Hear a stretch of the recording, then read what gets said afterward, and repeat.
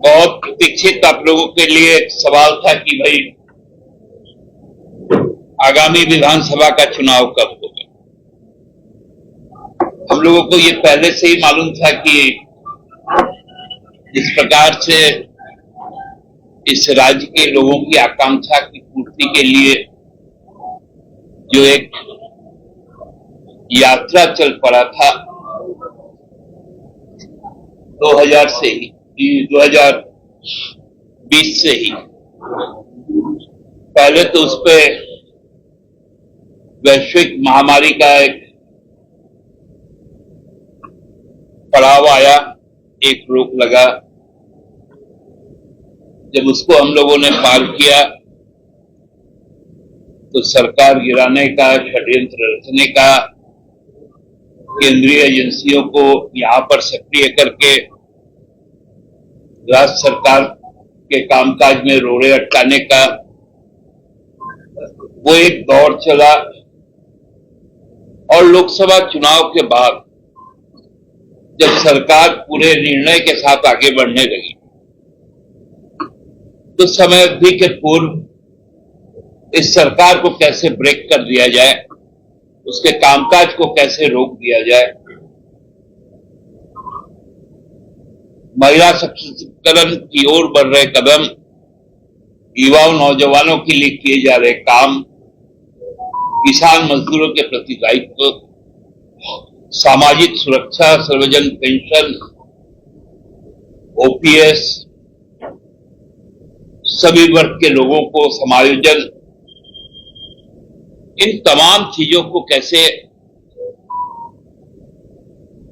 मतलब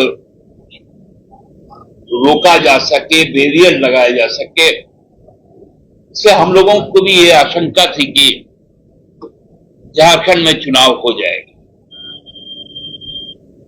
पिछली बार हरियाणा के साथ महाराष्ट्र का चुनाव हुआ, इस बार हरियाणा का चुनाव अकेला हुआ। आप सबको याद होगा कि आज लगभग 8-9 दिन बीत गए विधानसभा चुनाव के बाद, नतीजे आने के बाद। न विधानसभा का गठन हो पाया, न नई सरकार का गठन हो पाया।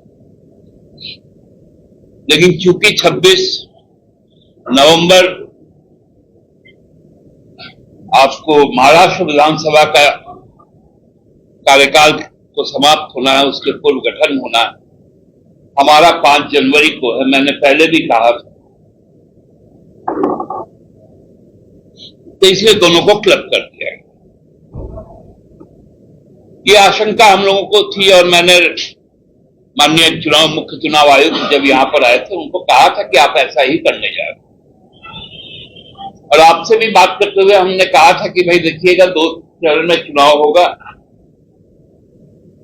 और 23-24 तारीख तक रिजल्ट आ जाएगा। क्योंकि अब मैं भी भाजपा को पढ़ने लगा हूं, भाजपा को समझने लगा हूं। 2005 में एक फिल्म आई थी, फिल्म का नाम था बंटी और बबली। वो बंटी बबली फिल्म में दोनों के करामात से उन्होंने ताजमहल तक को बेच दिया। और भाजपा और ईसीआई नया बंटी और बबली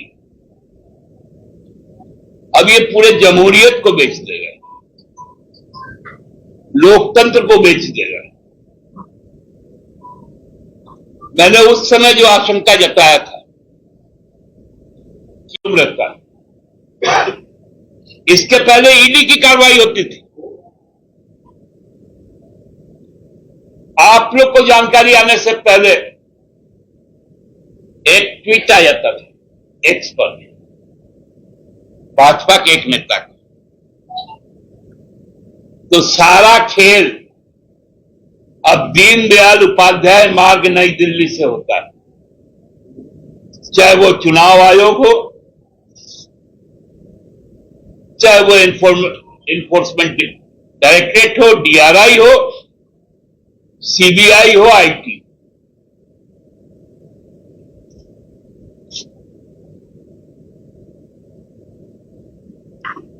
आप जमहूरियत को ठगना चाहते हैं। आप कहते हैं कि लेवल प्लेइंग फील्ड होगा। आप लोग प्रेस कॉन्फ्रेंस सुने होंगे, उन्होंने झारखंड का नाम लिया और कहा कि मैंने सभी नोडल ऑफिसर्स डीओस को सख्त हिदायत दी और मेरा नजर रहेगा। महाराष्ट्र का नाम नहीं लिया। पारदर्शी चुनाव हम चाहते हैं, लेकिन एक समान और चुनाव के इतर कोई दूसरी तरह की भाषा कोई बोलेगा, जो हरियाणा में बोला गया, तो आप चुप रह जाते भारतीय जनता पार्टी को देख।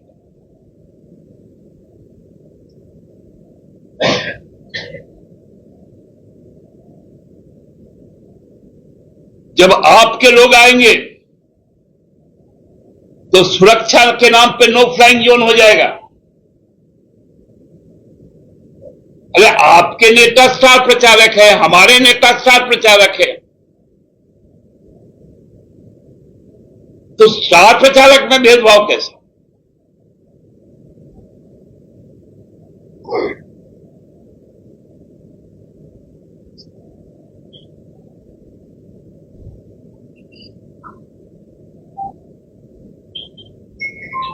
ये पूरा का पूरा जो पटपथा पढ़ा गया, इसका ड्राफ्टिंग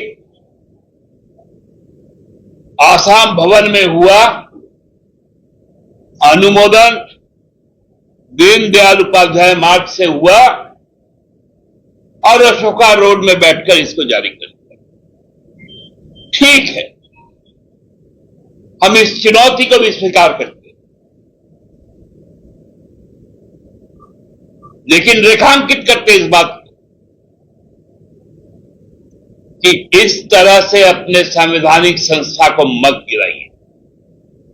ये लोकसभा में भी हुआ, ये हरियाणा विधानसभा में भी हुआ, अब ये दोहराने का प्रयास झारखंड में होने जा रहा है। आप पूछिए,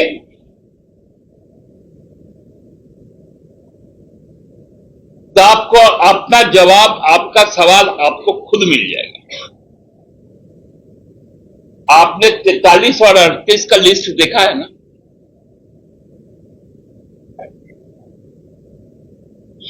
43, 47 हो सकता था,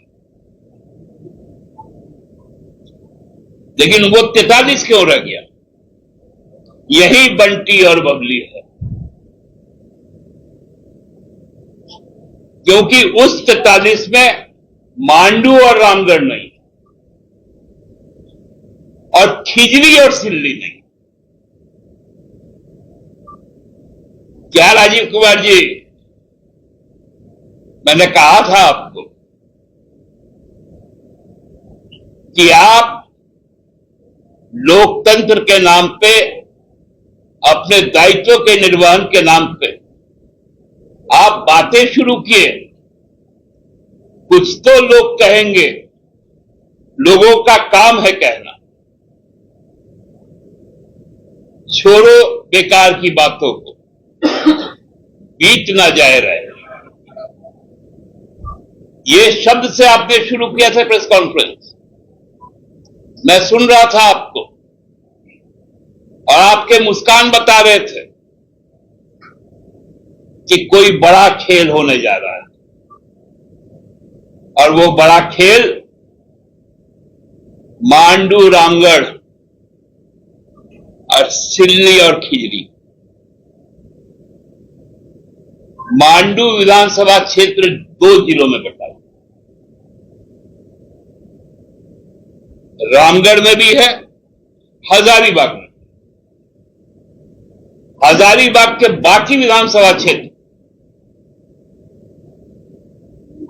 चाहे बड़का गांव हो, बरकट्ठा हो, हजारीबाग सदर हो, की तिथि कब है?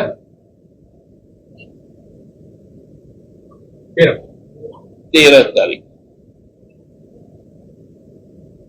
और मांडू की तिथि कब है? 20 तारीख। मतलब आप 13 तारीख को विशुनपुर में खड़ा होकर हजारीबाग जिला में प्रधानमंत्री जी, गृह मंत्री जी पूरे चुनाव को प्रभावित करें।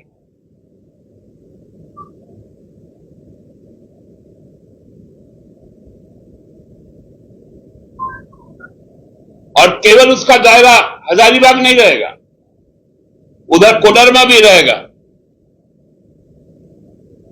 इधर गिरिडीह भी रहेगा।